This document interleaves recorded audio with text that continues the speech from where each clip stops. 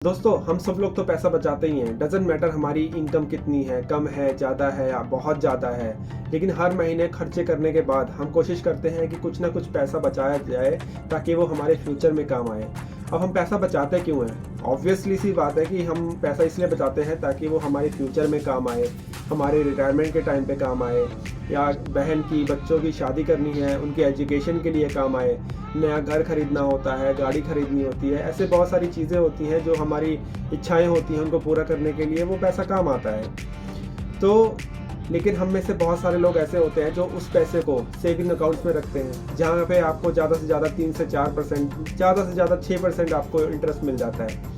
उसके ऊपर एक स्टेप लेते हैं तो ज़्यादा से ज़्यादा लोग एफडी करा लेते हैं, जिसको हम फिक्स डिपॉजिट बोलते हैं, आरडी करा लेते हैं, रिकरिंग डिपॉजिट जिसको बोलते हैं।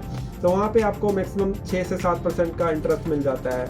लेकिन वहाँ पे आपको लमसम, फॉर एग्जांपल एफडी में, फिक्स डिपॉजिट में आपको लमसम एक अमाउंट फिक्स करना पड़ता है, 1 साल के लिए, 3 साल के लिए, 5 साल के लिए। वहाँ पे आपका पैसा लॉक्ड हो जाता है, तो वहाँ लिक्विडिटी आपकी नहीं रह जाती। तो आपको अगर इमरजेंसी टाइम में आपको पैसे की ज़रूरत पड़ती है तो आप उसको नहीं ले पाते हैं। तो वैसे ही दूसरा एग्जांपल है रिकरिंग डिपॉजिट, जहाँ पे आप हर महीने कुछ ना कुछ पैसे उसमें डिपॉजिट करते रहते हैं। इसमें तो इंटरेस्ट एफडी से भी कम मिलता है, लेकिन इस जगह पे आपके पैसे के ऊपर, आपकी सेविंग के ऊपर रिस्क तो बहुत कम रहता है, लेकिन रिटर्न्स भी बहुत ज़्यादा कम रहते हैं, ना के बराबर ही रहते हैं। क्योंकि बीच रास्ते में इन्फ्लेशन नाम का भूत आ जाता है, जो आपके पैसे की वैल्यू को कम करता रहता है। तो इससे जो भी इंटरेस्ट हमारे पास आ रहा होता है वो ना के बराबर होता है। दूसरी तरफ कुछ लोग अपने पैसों को इन्वेस्ट करने के बारे में सोचते हैं, इन्वेस्ट करने के बारे में इंटरेस्ट रखते हैं, क्योंकि उनको पता है उनके कमाए हुए पैसों से भी पैसा कमाया जा सकता है। जो पैसा उनके सेविंग अकाउंट में पड़ा है, जो एफडी में पड़ा है, जहाँ से उनको कम वैल्यू मिल रही है, उस पैसे से और भी ज़्यादा वैल्यू ली जा सकती है, और भी ज़्यादा इंटरेस्ट कमाया जा सकता है। तो ऐसे लोग अपने पैसों को गोल्ड में, सिल्वर में इन्वेस्ट करते हैं, रियल एस्टेट में इन्वेस्ट करते हैं, कॉर्पोरेट और गवर्नमेंट बॉन्ड्स में इन्वेस्ट करते हैं, और थोड़ा सा रिस्क जहाँ पे ज़्यादा आता है जैसे कि स्टॉक मार्केट में इन्वेस्ट करते हैं। लेकिन आपको जैसे पता है कि गोल्ड में या सिल्वर में इन्वेस्ट करने के लिए लोग यही कोशिश करते हैं कि जब गोल्ड की वैल्यू कम हो, सिल्वर की वैल्यू कम हो, तभी इन्वेस्ट किया जाए ताकि हमको इन फ्यूचर ज़्यादा रिटर्न मिल पाए। उसी तरह से रियल एस्टेट में हमको पूरी जानकारी होनी चाहिए कि किस इंडस्ट्रियल एरिया में, किस रेजिडेंशियल एरिया में एमिनिटीज़ ज़्यादा हैं, जहाँ पे आपकी रियल एस्टेट को ज़्यादा वैल्यू मिल सके। तो आपको रियल एस्टेट की एक तरह की जानकारी होनी चाहिए वहाँ पे इन्वेस्टमेंट से पहले। उसी तरह दूसरी तरफ आते हैं कॉर्पोरेट बॉन्ड्स और गवर्नमेंट बॉन्ड्स। ये बहुत ही अच्छे इन्वेस्टमेंट होते हैं, लेकिन इसमें रिस्क बहुत कम होता है और रिटर्न्स भी बहुत कम ही रहते हैं। तो इसके लिए भी आपको जानकारी होनी चाहिए कि कौन सी कंपनी किस तरह के बॉन्ड्स इशू कर रही है, कौन सी गवर्नमेंट किस तरह के बॉन्ड्स इशू कर रही है। तो इन सब के बारे में आपको फुली जानकारी होनी चाहिए, उसके बाद ही आप इसमें इन्वेस्ट कर सकते हैं। अब दूसरी जगह आती है स्टॉक मार्केट। स्टॉक मार्केट में आप सबको पता है कि अगर इसको बिना समझे, बिना पढ़े किया जाए तो आप यहाँ पे अपने पैसों को गंवा सकते हैं। तो स्टॉक मार्केट एक ऐसी जगह है जहाँ पे जाने से पहले आपको स्टॉक मार्केट के बारे में अच्छी जानकारी होनी चाहिए। वहाँ पे कितनी कंपनीज लिस्टेड हैं, किस तरह की कंपनीज लिस्टेड हैं, उनका क्या बिजनेस है, वो किस तरह के बिजनेस करते हैं, उनका जो बिजनेस में मैनेजमेंट है वो किस तरह से काम करता है, उनकी बिजनेस वैल्यू किस तरह है, और फ्यूचर में किस तरह से एक्सपेंशन करने वाले हैं, किस तरह से वो ग्रोथ करने वाले हैं। इन सब की बहुत मोटी खासी जानकारी होनी चाहिए, तब जाके आप स्टॉक मार्केट में इन्वेस्ट कर पाते हैं। तो वहीं पे कुछ लोग होते हैं जिनके पास बहुत कम टाइम होता है, क्योंकि वो अपने जॉब में, बिजनेस में और भी बहुत सारी चीज़ों में बिजी होते हैं। तो उनके पास इतना टाइम नहीं होता है कि वो अपने पैसों को इन्वेस्ट करने के बारे में इतना टाइम दे पाएँ, स्टॉक मार्केट के बारे में समझ पाएँ, मार्केट के बारे में समझ पाएँ, मार्केट को ट्रैक कर पाएँ। उनके पास इतना टाइम नहीं होता है। तो ऐसे लोगों के लिए जिनके पास अपनी इन्वेस्टमेंट करने के लिए टाइम नहीं है, तो उनके लिए सबसे अच्छा प्लेटफॉर्म आता है म्यूचुअल फंड। अब यहाँ पे सबसे बड़ा क्वेश्चन आता है कि म्यूचुअल फंड होता क्या है। एक्चुअल हम लोग टीवी में भी देखते होंगे, न्यूज़ चैनल्स में भी देखते होंगे, वहाँ पे आपको तरह तरह के एडवर्टीजमेंट सुनने को मिलते हैं कि म्यूचुअल फंड अच्छे हैं, म्यूचुअल फंड में इन्वेस्ट करना चाहिए, म्यूचुअल फंड ऐसे हैं, म्यूचुअल फंड ये ऐसे हैं। बहुत सारी म्यूचुअल फंड की एडवर्टाइजमेंट आती हैं। लेकिन आप सोचते होंगे ना कि ये म्यूचुअल फंड होते क्या हैं, मतलब क्या मतलब है म्यूचुअल फंड का, और ये काम कैसे करते हैं। तो इस वीडियो में हम इसी बारे में बात करने वाले हैं कि म्यूचुअल फंड होते क्या हैं। तो दोस्तों म्यूचुअल फंड एक ऐसी इन्वेस्टमेंट होती है जिसमें लोगों से, इन्वेस्टर से पैसा लिया जाता है, पैसों का पूल बनाया जाता है और फिर उन पैसों से एसेट्स बाय किए जाते हैं, स्टॉक्स बाय किए जाते हैं, बॉन्ड्स बाय किए जाते हैं, कुछ लोग गोल्ड्स में भी इन्वेस्ट करते हैं, कुछ एएमसीज।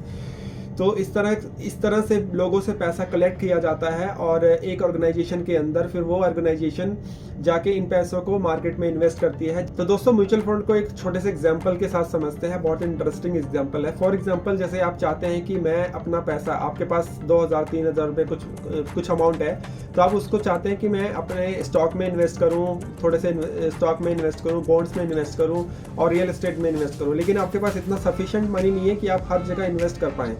तो आप क्या करेंगे कि म्यूचुअल फंड के पास अपना पैसा जाके देंगे, तो म्यूचुअल फंड क्या करेगा, ऐसे आपके जैसे और भी बहुत सारे लोग ढूंढेगा और उन सब से पैसा लेगा, उन सब का पैसा लेके उन पैसों से स्टॉक मार्केट में भी इन्वेस्ट करेगा और बॉन्ड्स में भी इन्वेस्ट करेगा, रियल एस्टेट में भी इन्वेस्ट करेगा। तो इस तरह से आपका पैसा हर जगह इन्वेस्टेड हो गया। तो इस तरह से म्यूचुअल फंड काम करता है।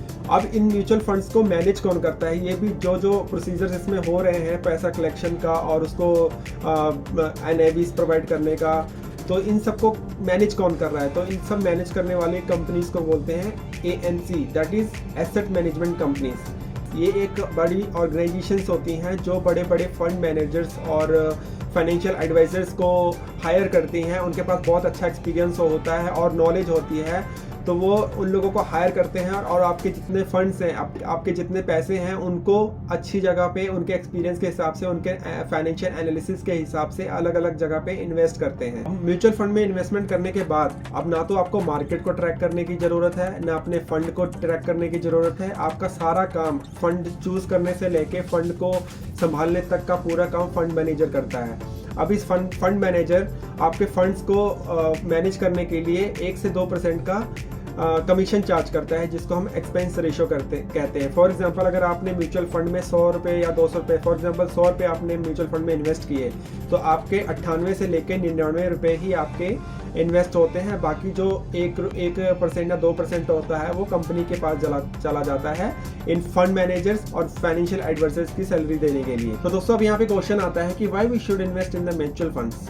तो म्यूचुअल फंड में हमको इन्वेस्ट क्यों करना चाहिए। सबसे पहले यहाँ पे पॉइंट आता है, they give more returns than FD and saving accounts. तो अब जब अपना पैसा सेविंग अकाउंट्स में रखते हैं तो वहाँ पे जैसे आपको पता ही है 3 से 4% से ज़्यादा आपको इंटरेस्ट नहीं मिलता है, एफडी में 6 से 7% से ज़्यादा नहीं मिलता। और वहाँ पे क्या रहता है कि आपका पैसा लॉक हो जाता है, तो अगर आपको इमीडिएटली उस पैसे की ज़रूरत है तो वो आपको नहीं मिल पाता। और जो म्यूचुअल फंड्स होते हैं, अगर आप उसमें लॉन्ग टर्म के लिए इन्वेस्टेड रहते हैं, 10 से 15 साल या 20 साल के इन्वेस्टेड रहते हैं, तो वहाँ पे मिनिमम 12 से 15% का इंटरेस्ट मिल सकता है, इसकी इतनी प्रोबेबिलिटी है। और अगर आप और अच्छा फंड चूज़ करते हैं, आपके जो फंड मैनेजर है और अच्छे से फंड चूज़ करते हैं अपने और अच्छे एनालिसिस के साथ, तो वो फंड्स आपको 20 से 22% की इंटरेस्ट दे सकते हैं, 20 से 22% का रिटर्न दे सकते हैं। और यहाँ पे एक और बहुत अच्छा पॉइंट है कि जैसे आप अपना पैसा एफडी में लगाते हैं, तो जो बैंक आपको रिटर्न देता है 6 से 7%, वो कैसे देता है, तो आपके पैसे को बैंक अलग अलग जगह पे इन्वेस्ट करता है, किसी को लोन देता है या फिर ऐसी बहुत सारी पॉलिसीज होती हैं, उसको हम सब कुछ नहीं बता सकते। तो वहाँ से उसको 19 से 20% का रिटर्न आता है, जिसमें से आपको 6% देता है और बाकी का अपने पास रख लेता है। वहीं पे म्यूचुअल फंड की बात करें तो जो म्यूचुअल फंड से जो इनकम आती है, फॉर एग्जाम्पल रिटर्न जो आते हैं वो 15 से 20% आते हैं, तो वो आपका 1% या 2% अपने पास रखता है, जो कि अपने फाइनेंशियल एडवाइजर्स और फंड मैनेजर्स को सैलरी देने के लिए रखता है। बाकी का सारा रिटर्न्स आपको वापस कर देता है। तो ये भी यहाँ पे एक बहुत अच्छा पॉइंट है। और दूसरा पॉइंट आता है, mutual funds are very simple and affordable. Mutual funds बहुत सिंपल होते हैं क्योंकि इसमें आपको कुछ ध्यान नहीं देना है, आपको कुछ भी दिमाग नहीं लगाना है, आपको मार्केट के बारे में नहीं सीखना है। बस आपको एक एएमसी में, एसेट मैनेजमेंट कंपनी में अपना पैसा हर महीने इन्वेस्ट करते रहना है और वहाँ के जो फंड मैनेजर हैं और फंड एनालाइजर हैं वो आपके फंड्स को, आपके पैसे को अच्छी अच्छी जगह पे इन्वेस्ट करते रहते हैं। इसलिए बहुत सिंपल है। और ये अफोर्डेबल क्यों है, क्योंकि आप यहाँ पे मिनिमम 500 रुपये से भी अपना इन्वेस्टमेंट स्टार्ट कर सकते हैं। इसके लिए आपको बहुत बड़ी अमाउंट की ज़रूरत नहीं है। ऐसा नहीं है कि आपको लमसम में ही इन्वेस्टमेंट शुरू करना है, आप SIP मोड में भी इन्वेस्टमेंट कर सकते हैं, that is systematic investment plan. अब यहाँ पे थर्ड पॉइंट आता है that mutual funds are diversified and highly liquidity. तो म्यूचुअल फंड्स में जब आप अपना पैसा इन्वेस्ट करते हैं तो आपका पैसा किसी एक पर्टिकुलरली एक स्टॉक में या किसी एक म्यूचुअल फंड में नहीं इन्वेस्ट होता है, आपका पैसा 100 कंपनीज में इन्वेस्ट होता है। फॉर एग्जांपल आपका 100 रुपया जो आपने इन्वेस्ट किया है उसमें से 20 रुपये आपका बॉन्ड्स में चले गए या रियल एस्टेट में चले गए और 40% स्टॉक में चले गए। इस तरह की डाइवर्सिफिकेशन होती है आपके पैसों की। तो यहाँ पे रिस्क जो है बहुत मिनिमाइज हो जाता है, क्योंकि अगर आपका एक एसेट सेक्टर काम नहीं कर रहा है तो दूसरा एसेट सेक्टर उसको सपोर्ट करेगा। इसलिए इसमें डाइवर्सिफिकेशन रहती है और आपके एसेट को और आपके इन्वेस्टमेंट को रिस्क थोड़ा कम रहता है। म्यूचुअल फंड्स को कभी भी सेल और परचेज कर सकते हैं। फॉर एग्जांपल अगर आपने किसी फंड में इन्वेस्ट किया हुआ है 4 साल 5 साल से और इमीडिएटली आपको पैसों की जरूरत पड़ती है तो आप किसी भी टाइम अपने फंड्स को बेच के अपना पैसा वापस ले सकते हैं और अपने यूज में ला सकते हैं। अब यहाँ पे क्वेश्चन आता है कि how we can invest in mutual funds, what are the process and what are the procedure to invest in mutual funds. तो म्यूचुअल फंड में इन्वेस्टमेंट स्टार्ट करने से पहले सबसे पहले आपको एक एसेट मैनेजमेंट कंपनी में रजिस्टर कराना पड़ता है। वहाँ पे केवाईसी करानी पड़ती है। केवाईसी के लिए आपको डॉक्यूमेंट्स की ज़रूरत पड़ती है, जैसे पैन कार्ड, आधार कार्ड और आईडी प्रूफ और एड्रेस प्रूफ, इस तरह के, और फोटोग्राफ, इस तरह के डॉक्यूमेंट्स लगते हैं। उसके बाद आपका जो फाइल होता है वो प्रोसेस में जाता है, वहाँ से अप्रूवल आती है। उसके बाद आप रजिस्टर्ड इन्वेस्टर बन जाते हैं और फिर आप अपनी इन्वेस्टमेंट स्टार्ट कर सकते हैं। और फिर फंड मैनेजर्स आपको अच्छे फंड चूज करके बताते हैं और उसके बारे में एक्सप्लेन करते हैं, उनके बिजनेस के बारे में भी बताते हैं। वो आपको अच्छे से और ज़्यादा से ज़्यादा इन्फॉर्मेशन देने की कोशिश करते हैं ताकि आप भी उसमें इंटरेस्ट दिखा पाएँ। अब इस तरह की इन्वेस्टमेंट करने के लिए, म्यूचुअल फंड में इन्वेस्टमेंट करने के लिए आजकल ज़रूरी नहीं है आप किसी फंड मैनेजर के पास ही जाएँ, किसी एजेंट के पास ही जाएँ, क्योंकि इस तरह के बहुत सारे एजेंट हैं जो आपके फंड को मैनेज कर सकते हैं और फंड मैनेजर्स भी हैं जो एएमसी के अंडर हायर्ड होते हैं। लेकिन आजकल हम मार्केट में बहुत सारी ऐसी ऐप्स भी हैं जो इस तरह की फैसिलिटी आपको प्रोवाइड करती हैं। बस आपको उस ऐप में जाना है, इंस्टॉल करना है और आपको रजिस्टर करना है। रजिस्ट्रेशन के बाद केवाईसी करवानी है। केवाईसी का सेम प्रोसीजर होता है, वहाँ पे भी आपको सेम डॉक्यूमेंटेशन की ज़रूरत पड़ती है। और उसके बाद अब वहाँ पे उस ऐप में जाके अलग अलग तरीके के फंड देख सकते हैं और उसमें पूरा एनालिसिस करके फंड दिए होते हैं कि पिछले 4 साल से, 5 साल से, 10 साल से इन फंड्स ने किस तरह से परफॉर्म किया है, किस तरह से रेगुलर इनकम जनरेट की है। तो उस तरह से भी आप म्यूचुअल फंड में इन्वेस्ट कर सकते हैं। लेकिन इसके लिए आपके पास इनफ टाइम होना चाहिए कि आप वो अपने टाइम को इसके लिए इन्वेस्ट कर पाएँ। अगर आपके पास टाइम नहीं है तो वहाँ पे आपको एक AMC, that is asset management company के पास जाना पड़ेगा, जहाँ पे फंड मैनेजर्स आपके फंड को मैनेज करेंगे। यहाँ पे एक बहुत इंपॉर्टेंट बात है कि अगर आपको फंड चूज करना है उसके लिए आपको एक चीज़ का ध्यान रखना है कि जब भी आप फंड चूज करें तो वहाँ पे कम से कम एक्सपेंस रेशियो वाला फंड चूज करें। क्योंकि जैसे मैंने पहले आपको बताया कि अगर आप इसमें 100 रुपये इन्वेस्ट करते हैं तो उसमें से 99 रुपीज़ ही आपका इन्वेस्टमेंट होता है। बाकी का जो पैसा है वो कंपनी के पास एज अ कमीशन जाता है ताकि वो अपने फंड मैनेजर्स, फंड एनालाइजर्स को उनकी सैलरी पे कर पाएँ। तो इसलिए आप ऐसे फंड चूज करें जिसका एक्सपेंस रेशियो कम से कम रहे, तो इससे आप अपना इन्वेस्टमेंट की वैल्यू ज़्यादा बढ़ा पाएंगे और कमीशन को कम कर पाएंगे। अब इसमें इन्वेस्टमेंट करने के लिए 2 तरीके होते हैं। या तो अगर आपके पास एक लमसम अमाउंट पड़ा हुआ है आपके अकाउंट में और उन पूरे अकाउंट को आप एक साथ इन्वेस्ट करना चाहते हैं तो आप लमसम इन्वेस्टमेंट भी कर सकते हैं किसी फंड में।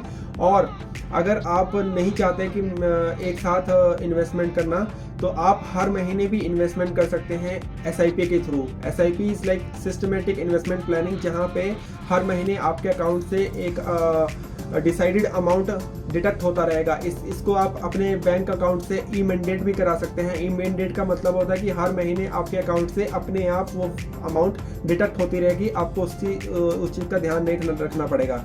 और इसमें कई बार होता है कि हम लोगों को डर लगता है कि यार अगर हमने ई मैंडेट करा लिया और बाई चांस उसमें मतलब बैलेंस नहीं रहा और ये किस्त नहीं जा पाई या SIP नहीं जा पाई तो क्या होगा। तो इसमें डरने की कोई ज़रूरत नहीं होती है, इसमें इतनी कोई बड़ी प्रॉब्लम नहीं होती है। अगर एक मिस भी हो जाती है तो उसका कोई ऐसा बुरा इफेक्ट नहीं होता है, तो नेक्स्ट टाइम से फिर से रिवाइव हो जाती है। अब आपने समझ लिया कि म्यूचुअल फंड्स के तो बहुत सारे फ़ायदे हैं, क्योंकि ये आपके पैसे को, आपके इन्वेस्टमेंट को ग्रो कर रहा है और उसको मल्टीप्लाई कर रहा है, आपकी पैसे की वैल्यू को बढ़ा रहा है। लेकिन इसके साथ साथ कुछ डिसएडवांटेजेस भी होते हैं। तो सबसे पहला इसका डिसएडवांटेजेस है कि इसका एक्सपेंस रेशो, क्योंकि आप जब म्यूचुअल फंड्स में इन्वेस्ट करते हैं तो आपको एक एक्सपेंस रेशो देना पड़ता है, मतलब कि आप जब इन्वेस्टमेंट करते हैं तो उसमें से कुछ अमाउंट कंपनी के पास एज अ कमीशन जाता है, एज एक्सपेंस रेशो जाता है, जो उनके खर्चों के लिए होता है। तो अगर आपने 100 रुपये इन्वेस्ट किया, उसमें से 2% भी उनके पास गया तो वहाँ पे आपका 2 रुपये का नुकसान हो गया ऑलरेडी। तो आपको जब भी कोई फंड चूज़ करना है, ऐसा फंड चूज़ करना है जिसका एक्सपेंस रेशो कम से कम हो, ताकि आप अपनी इन्वेस्टमेंट अमाउंट को ज़्यादा से ज़्यादा बना पाएँ। अब दूसरा पॉइंट यहाँ पे आता है कि अगर म्यूचुअल फंड में आप इन्वेस्ट करते हैं तो यहाँ पे आपको खुद को मार्केट की नॉलेज होनी ज़रूरत नहीं है, आपको मार्केट को ट्रैक करने की ज़रूरत नहीं पड़ती है, आपको अपना ज़्यादा टाइम देने की ज़रूरत नहीं पड़ती है।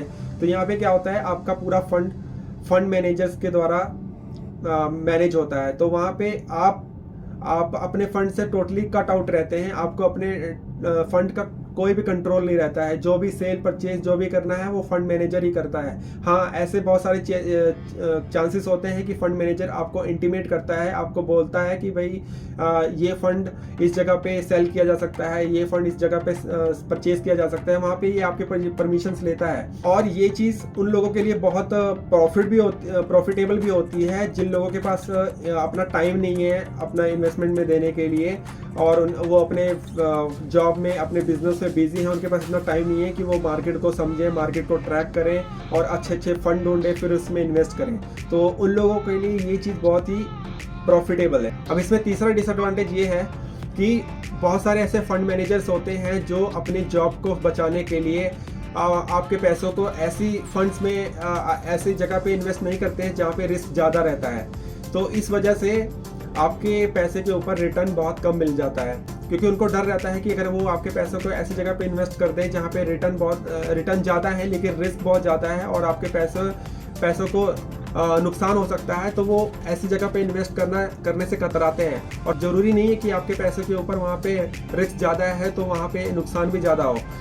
तो इस वजह से आपके पैसों के ऊपर रिटर्न्स अच्छे से नहीं मिल पाते हैं। और चौथा डिसएडवांटेज है कि बहुत सारे फंड मैनेजर होते हैं, उनको होता है कि हमको ज़्यादा से ज़्यादा इन्वेस्टमेंट मिले, इन्वेस्टर्स हमारे पास ज़्यादा से ज़्यादा आए ताकि हम ज़्यादा से ज़्यादा स्टॉक खरीद पाएँ और अपनी मार्केटिंग के ऊपर खर्चा कर पाएँ और अपने लोगों के ऊपर खर्चा कर पाएँ, अपने कंपनीज को एक्सपेंड कर पाएँ। तो वो एक बार इन्वेस्टमेंट ले लेते हैं, उसके बाद उनको कोई लेना देना नहीं रहता है कि आपके इन्वेस्टमेंट के ऊपर कितना रिटर्न मिल रहा है और कितना लॉस मिल रहा है। तो हमको बहुत ही सतर्क और ध्यान रहना चाहिए कि हम किस कंपनी के साथ जुड़ने जा रहे हैं, उन कंपनीज का ट्रैक रिकॉर्ड कैसा है, किस तरह से उन्होंने लास्ट डिकेड्स में किस तरह से परफॉर्म किया है। ये सब चीज़ें बहुत इंपॉर्टेंट रखती हैं, तो हमको इन सब चीज़ों का ध्यान रखना चाहिए। अब बहुत सारे लोगों को यहाँ पे ये भी क्वेश्चन आएगा कि हम अगर म्यूचुअल फंड में इन्वेस्ट करते हैं तो हमारा पैसा क्या सेफ रहेगा, हमारा पैसा क्या ग्रो करेगा। तो इसका जवाब ये है कि म्यूचुअल फंड में जब भी कोई फंड रिलीज होता है तो उससे पहले कंपनी को इन फंड के लिए सेबी के पास जाना पड़ता है। SEBI is like security and exchange board of India. ये एक सेंट्रल गवर्नमेंट की बहुत ही अच्छी शाखा है जिसकी पॉलिसीज एंड रेगुलेटरीज बहुत ही स्ट्रिक्ट हैं। तो अगर कोई कंपनीज यहाँ पे अच्छे से प्रेजेंटेशन नहीं करती है, अपने फंड के बारे में अच्छे से एक्सप्लेन नहीं करती है, तो उसको अप्रूवल नहीं मिल सकता। तो उनको अप्रूवल लेने के लिए उनको ईच एंड एवरी डिटेल्स उनको क्रिस्टल क्लियर वहाँ पे देना पड़ता है, उसके बाद सेबी के द्वारा उसको अप्रूव किया जाता है। तो इस क्वेश्चन का आंसर आपको मिल गया होगा कि यहाँ पे आपका पैसा सेफ है। अगर कोई म्यूचुअल फंड मतलब बंद होने जा रहा है तो सबसे पहले उस कंपनी की प्रायोरिटी होगी कि जो पैसा है वो अपने इन्वेस्टर्स को वापस करें। तो दोस्तों आज के लिए बस इतना ही। अगर आपको ये वीडियो इन्फॉर्मेटिव लगी हो तो प्लीज़ चैनल को सब्सक्राइब कीजिए, लाइक कीजिए और शेयर कीजिए, because this is very important for my own motivation. और प्लीज़ कमेंट कीजिए कि आप किस तरह के टॉपिक में इंटरेस्टेड हैं, तो उसके अकॉर्डिंग हम वीडियो बनाना शुरू करें और आपको और अच्छे से प्यारे से कंटेंट बना के देते रहें ताकि आप अपनी नॉलेज को और इम्प्रूव करते रहें। तो तब तक के लिए अपना ख्याल रखें, खुश रहें और सीखते रहें, सिखाते रहें। जय हिंद, जय भारत, नमस्कार। Mutual fund investments are subjected to market risk. Read all scheme related documents carefully.